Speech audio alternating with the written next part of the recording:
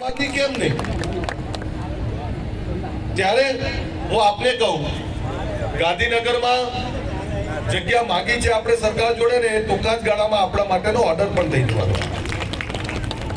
હું આપને કહું, ખૂબ અતિ ભવ્ય શૈક્ષણિક સંસ્થા ગાંધીનગરમાં, અને ફક્ત કહેવા પૂરતી નહીં, 5-25,000 50,000 દીકરા દીકરી રહીને ભણી શકે એવી મોટી સંસ્થાની કલ્પના કરીને જગ્યા માંગી છે. અને બે જગ્યા માંગી છે, એક આપણી દીકરીઓ માટેની અલગ વ્યવસ્થા અને એક યુનિવર્સિટી માટેની અલગ વ્યવસ્થા. આવી બે જગ્યાઓ માંગી છે. આપણે વિરંગામમાં પણ જગ્યા લીધી છે. ત્યારે મારા પપ્પાના બંને બેઠા હતા, એટલે પપ્પા મને કે અલ્પેશ આ જગ્યા આપણી બહુ સારી છે, પણ હવે ખબર નહીં ક્યારે અહીંયા શિક્ષણની વ્યવસ્થાઓ કે આનું સારું ભવન ઊભું કરી શકે.